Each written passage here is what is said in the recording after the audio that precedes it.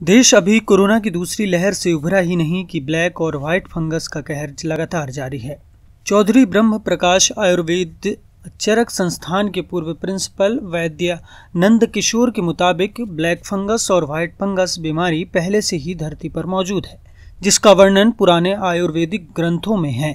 उन्होंने बताया कि स्वस्थ व्यक्ति को फंगस की बीमारी नहीं लगती, लेकिन जिसकी इम्यूनिटी कमजोर होती है उसे ब्लैक फंगस जकड़ लेती है।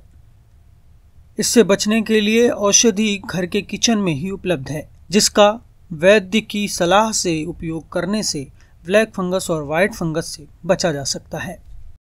ये जब से पृथ्वी बनी है तब से ये दो फंगस हैं, लेकिन अभी वो प्रोमिनेंट हो गई हैं। प्रोमिनेंट मतलब उन्होंने लोगों को अपनी ग्रिप में लेना शुरू कर दिया। उन्हीं लोगों को ग्रिप में ले रही है जिनको कोरोना हुआ था। कोरोना क्यों हुआ था कि उनकी रोग रोधक क्षमता कम थी। अच्छा, इसके अलावा उनको भी ले रही है जिन्होंने सर्जरी कराई। अच्छा, उनको भी ले रही है जिनका हाई ब्लड शुगर है। तो ये कोरोना के बाद ही नोटिस में आई है। उसी में कोरोना का जो डेथ रेट था वो 4% के आसपास था। इसका जो डेथ रेट है वो 54% है। लेकिन सामान्य व्यक्ति को उससे डरने की ज़रूरत नहीं है। ये उन्हीं को होगा जिनकी रोग रोधक क्षमता कम है। डॉक्टर साहब, ब्लैक फंगस और वाइट फंगस क्या ये पहले से कब से था? क्या आयुर्वेदिक उसमें जाना जाता था या लोग इससे अनभिज्ञ थे, नहीं जानते थे? नहीं, इससे लोग बाग जानकारी रखते हैं। आयुर्वेद में इसका क्षुद्रकुष्ठ चरक ने बताया है, महाकुष्ठ सुश्रुत ने बताया है, और ट्रीटमेंट इसका होता रहा है। आपको ध्यान नहीं होगा कि आपको जो दाद होता है वो फंगल इन्फेक्शन है। बारिश के दिनों में जांग लग जाती हैं, वो फंगल इन्फेक्शन है। डायबिटीज वालों के शुगर जिनको ज़्यादा है उनके पेनिस पे खुजली हो जाती है, वो फंगल इन्फेक्शन है।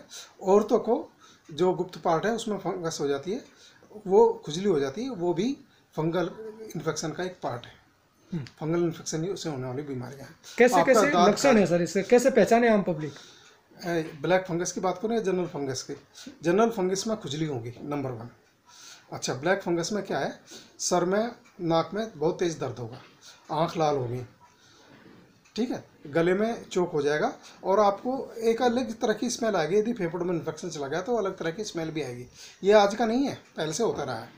और आपका जो ये कफ है उस पर ग्रीन स्पॉट से नज़र आएंगे, जो यदि लंग का इन्फेक्शन हो गया तो, फंगल इन्फेक्शन हो गया तो। आप जो मोटे बच्चे हैं या मोटे व्यक्ति हैं, जहाँ उनकी स्किन फोल्ड होती है, पसीना आता है, वहाँ पे भी ये इन्फेक्शन हो जाता है। लेकिन वो मारक नहीं होता। मारक वही है जो नाक में हो जाए, आँख में हो जाए और उसके बाद ब्रेन में चला जाए, वो मारक है। बाकी ये मारक नहीं है, तो क्षुद्रकुष्ठ माने गए हैं। सफ़ेद और वाइट में कैसे जानकारी मिलेगी? आप बारिश के दिनों में देखेंगे कि कहीं पे पीली पीली लाइनें होती हैं, कहीं पे काली होती है। आप बारिश में अपने जूते देखेंगे तो उन पर काले काले, अंदर की तरफ काले काले हो जाते हैं, बाहर काला काला हो जाता है, वो ब्लैक फंगस है। आपका कोई सॉफ्ट लकड़ी है जो गीले में पड़ी हुई है, उसके ऊपर ब्लैक ब्लैक वो हो जाते हैं। आपकी जो घर में ब्रेड होती है उसमें भी ब्लैक स्पॉट हो जाते हैं, वो फंगल, वो यही ब्लैक फंगस ही है। डॉक्टर साहब, अब ऐसे उसमें स्थिति में आयुर्वेदिक कितना कारगर है? क्या लोगों के घरों में, किचन में ब्लैक फंगस और वाइट फंगस से बचने का तरीका है? तो है तो क्या? देखिए, तरीका तो बहुत है। आपकी किचन में ही हल्दी अवेलेबल है। इन दिनों का मार्केट में कच्ची हल्दी भी अवेलेबल है। आपके उसमें अदरक अवेलेबल है, आपके उसमें लौंग अवेलेबल है, आपके उसमें काली मिर्च अवेलेबल है। आपके किचन में ही लहसुन, प्याज, ये सब अवेलेबल है। मुलेठी अवेलेबल है, आपके घर में अश्वगंधा अवेलेबल है। तो ये सारी चीज़ें इसके ट्रीटमेंट में। और तो और सबसे बड़ी चीज़ क्या है कि आपके घर में दही अवेलेबल है, जो आपकी इम्यूनिटी को बूस्ट कर गई। अच्छा, आपने देखा होगा पहले जहाँ दाद हो जाते थे या एक्जिमा हो जाता था, ये पुराने फंगल इन्फेक्शन तो है, वहाँ पे हम दही लगा के तो आध पौन घंटा रख देते थे, तो वो फंगस ख़त्म हो जाते थे, ठीक होने लगते थे। तो आपके किचन में ये सब कुछ, यदि आप रोज़ाना 2 कलियाँ उनको क्रश कर लें, ज़्यादा पीसे नहीं, थोड़ा सा तोड़ दें, शहद मिला के खाली पेट खाएं, तो आपकी इम्यूनिटी बूस्ट होगी, और पेट में यदि इन्फेक्शन होगा वो भी दूर होगा। आप सुबह के टाइम ही एक कच्चा प्याज कच्चा प्याज मीन्स मतलब छोटा प्याज जो लाल रंग का हो, उसको खा ले खाली पेट और आधे घंटे तक कुछ ना खाए तो भी आपको इन्फेक्शन ठीक हो जाएगा। हमारे यहाँ प्रिवेंशन ज़्यादा इंपॉर्टेंट है बनस्पत ट्रीटमेंट के। प्रिवेंशन में आप अपने घर में रोज़ाना हल्दी का प्रयोग करते हैं, रोज़ाना आप काली मिर्च का प्रयोग करते हैं, रोज़ाना आप प्याज का प्रयोग करते हैं, लहसुन का प्रयोग करते हैं, तो इस कारण जो आपकी इम्यूनिटी बनी हुई है सामान्य व्यक्ति की, है ना, तो उन्हें ये बीमारी नहीं, बीमारी उन्हीं को ही होगी जो कोरोना से पीड़ित रहे हैं या कोरोना का इलाज जिनका हुआ है या जिनका हाई शुगर है या जिन्होंने सर्जरी कराई है, उन तीनों को तो ये ज़्यादा प्रोमिनेंटली पकड़ती है। डॉक्टर साहब, क्या ये पहले जानलेवा नहीं था? क्यों अचानक कोरोना काल में ये बीमारी उभर कर आई, लोगों में दहशत फैला रही है? क्या ये पहले जानलेवा नहीं थी? क्या अचानक हुई है क्या? नहीं, पहले जानलेवा नहीं थी। जानलेवा तभी हुई जब ये कोरोना के बाद, कोरोना के ट्रीटमेंट के बाद ये जानलेवा हुई, उससे पहले नहीं थी। ये तो तब से है भाई, जब से पृथ्वी बनी है तब से ये फंगस है, तब से ये मतलब ब्लैक फंगस कह दो आप, येलो कह लो, वाइट कह लो, ये तब से है।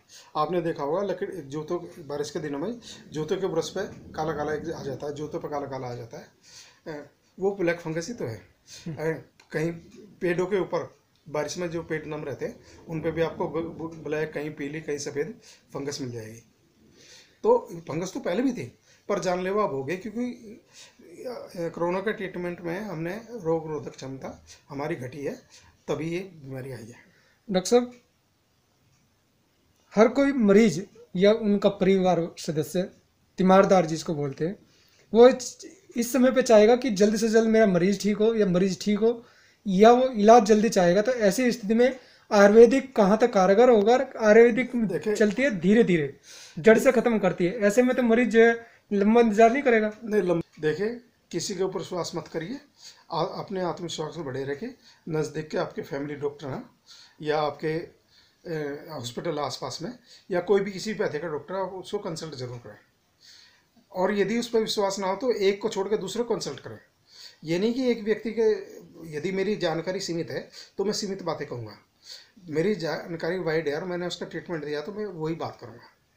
तो मैं ये कहूँगा कि आप आसपास के हॉस्पिटल में सबसे पहले अपना डायग्नोसिस बनवा लें, तभी डॉक्टर की सलाह से दवाई लें और एंटीबायोटिक वगैरह या इम्यूनिटी सप्रेसेंट मेडिसिन कम से कम खाएं। मैं पहले तो ETV को धन्यवाद देना चाहूँगा कि उन्होंने ऐसे करंट टाइम पर एक करंट टॉपिक लिया है जो पब्लिक को बहुत परेशान किया हुआ है। मैं जनता से, जो इनके दर्शक हैं, उनसे यही अनुरोध करूंगा कि आप पैनिक ना करें, आत्मविश्वास बनाए रखें और जो भी पर्सनल हाइजीन है उसको बनाए रखें। जो भी कोरोना से बचने के उपाय हैं वो भी करते रहें। अब जब कोरोना नहीं होगा तो ये बीमारी भी नहीं होगी, तो इस तरह बच कर रहें। देश इस दौरान कई महामारियों की चंगुल में फंसा हुआ है। इससे निकलने के लिए शरीर को फिट रखने की आवश्यकता है। साथ ही अपनी इम्यूनिटी को मजबूत करने के लिए अपनी किचन में उपलब्ध वनस्पतियों या औषधियों का उपयोग करके अपने आप को इन महामारियों से बचाया जा सकता है। ETV भारत के लिए शरद की रिपोर्ट, नई दिल्ली।